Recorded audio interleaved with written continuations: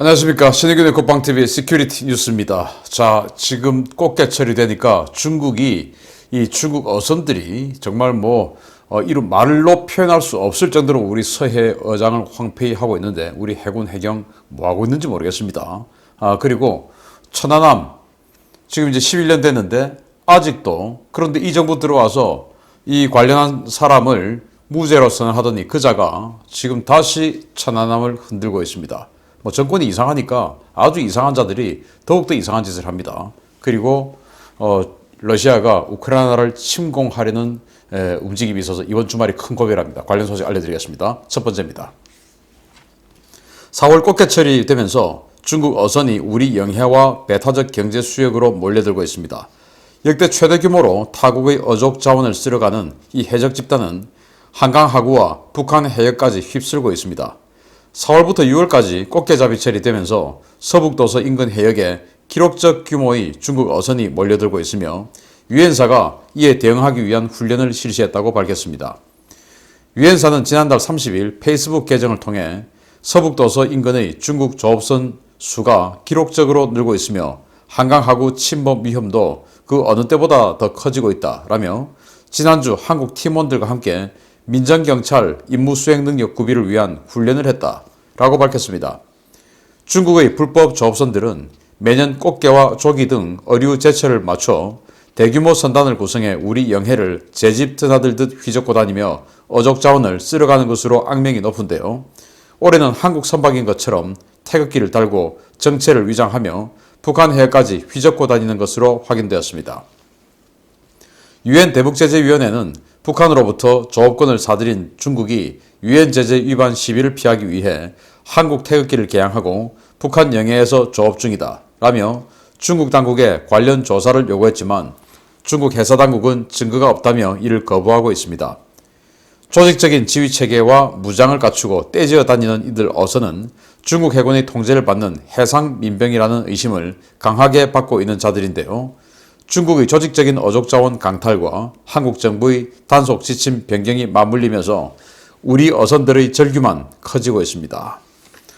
야, 지금 이제 4월 달부터 꽃게잡이 시즌 돼서 6월 달에 거의 절정을 이루고 있죠. 그래서 지금 이제 4월 달 되니까 중국 어선들이 정말 대규모 선단을 이루어서 우리 서해 NLL 지역으로 몰려옵니다.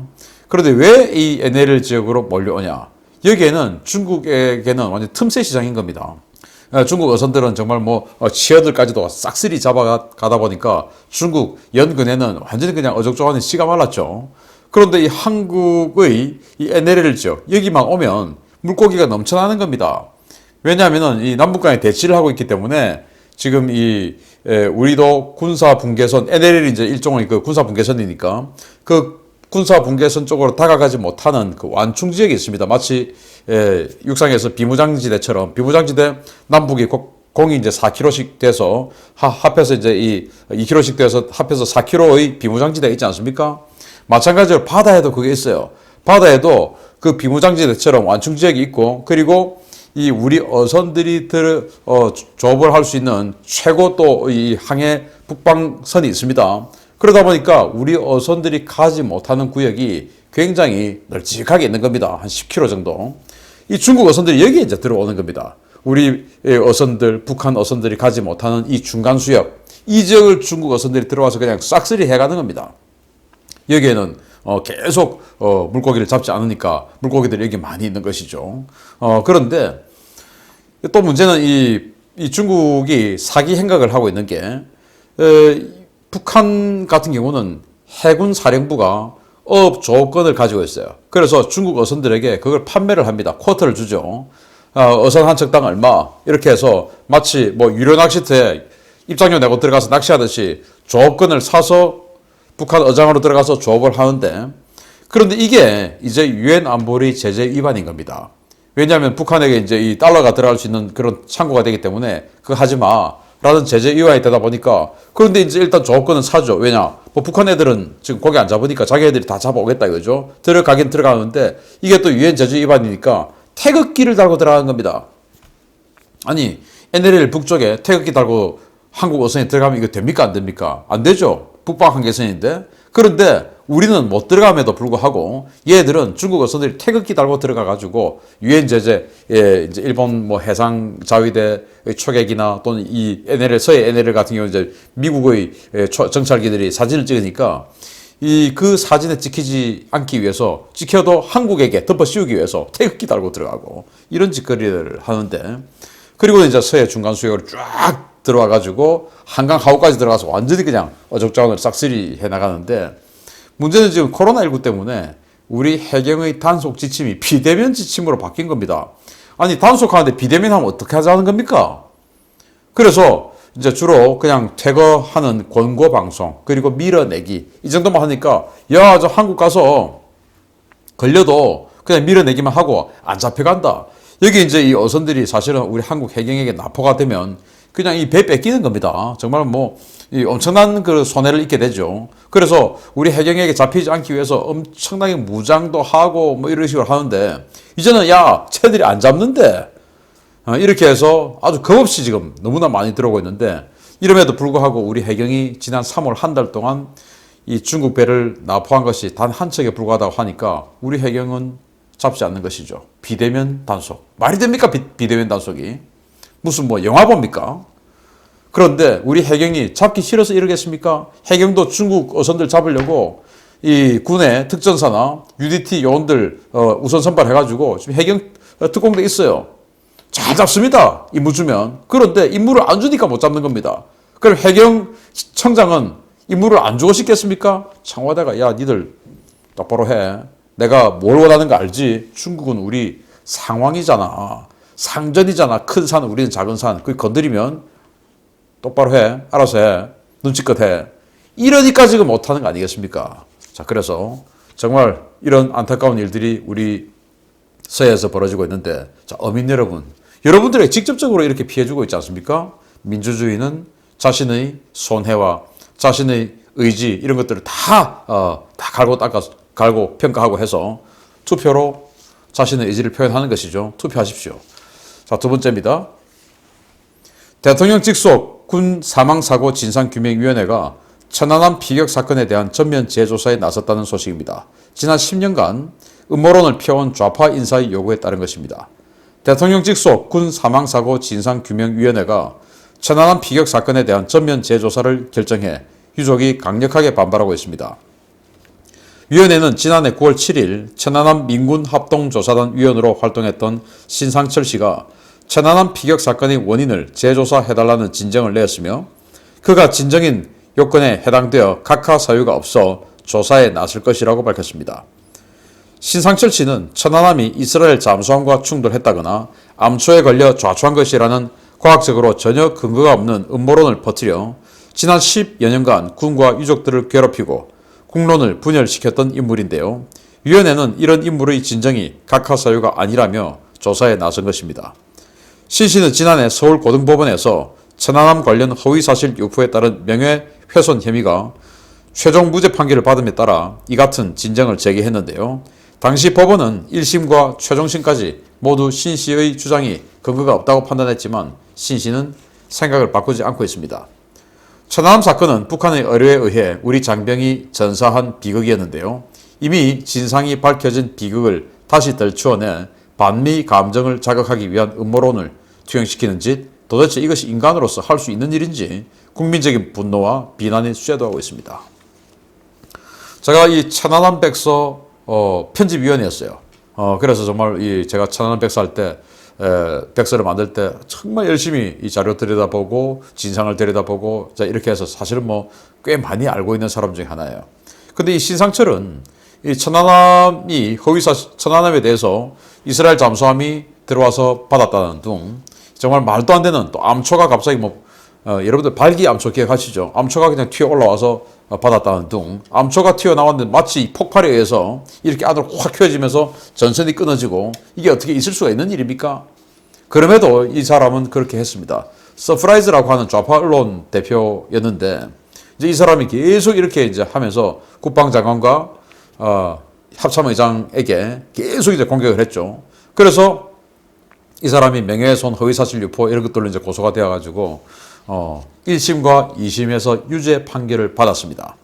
그리고 이제 다시 또 항소를 해서 3심 대법까지 갔죠. 그런데 이 대법이 차일피일 미루고 정권이 바뀌었습니다. 정권 바뀌니까 대법이 저는 뭐 우리 법관들이 양심에 따라서 정말 정치적인 결론을 내리지 않는다라고 믿고 싶으나 그동안 이렇게 진행되어 온 정권에 따라서 진행되어 온 판결의 결과를 보면 저는 우리 법관들이 양심에 따른 정말로 그 법리적인 해석만을 한 그런 판결을 내리는 사람들이 맞는가라는 의심을 가져요. 저는 법관들은 아주 정치적인 판결을 하는 사람들이 많다라고 생각합니다. 그래서 그런지 정권 바뀌고 나니까 이 신상철이 무죄 판결을 받았습니다. 대법원에서. 그런데 이제 그 무죄 판결은 뭐 전체적으로 허위사실 유포한 게 무죄가 아니라 허위사실 유포는 맞다. 너 그거 북한이 의뢰로 쏜 거 맞아. 그런데 이제 국방장관과 합참의장에 대한 명예훼손 이건 무죄다. 이제 이렇게 됐다라는 겁니다. 왜냐하면 국방장관과 합참의장은 공인이기 때문에 공인에 대한 비판은 우리 국민의 권리다. 그래서 공인은 받아도 명예훼손으로 할 수 없다. 이제 이렇게 돼서 그 부분에 대해서 명예훼손을 이제 무죄로 판결을 한 거예요. 그런데 이 사람은 그 전체적으로 무죄를 받은 것처럼 싹 포장해가지고 이제 대통령 직속 진상규명위원회에 다시 이제 또 흔드는 겁니다. 또 초록은 동생이라고 또 뭐 그쪽 또 그짝 사람들이니까 형 동생 하면서 또 이제 또 들어주는 거죠. 그래서 다시 이제 진상규명해라 이렇게 되니까 천안함 전우회 이제 생존 장병 그 전우회 회장이 나 정말 청와대 앞에 가서 분신 자살이라도 하고 싶다. 참담하다. 이렇게 이야기를 합니다. 그 생존 장병들 지금도 사실은 외상후 스트레스 증후군 겪고 있어요. 병자들입니다. 그분들. 얼마나 큰 고통에 지금도 시달리고 있겠습니까? 정말 이게 사람이 할 짓인지 모르겠는데 하여튼 신상철 그리고 또 그때 다이빙벨 가지고 했던 정말 뭐 저는 그 사람도 뭐 극히 아주 이 신상철과 같이 잘못된 사람 중에 하나다라고 생각하고 또 과거 노무현 정권 때 청와대 비서관 했던 박선원이라는 사람도 있어요. 이 3인방들 저는 최악의 인간들이 아니냐 이 천안한 부분에 있어서 저는 그렇게 생각합니다. 아무튼 빨리 뭔가를 바꾸어서 이런 사람들이 대한민국 국민으로서 떳떳하게 인정받지 못하는 그런 올바른 세상이 오기를 기대합니다. 세 번째 소식인데 큰일 나고 있습니다. 러시아의 크림반도 강제 병합으로 끝난 우크라이나 사태가 7년 만에 다시 재점화되고 있습니다.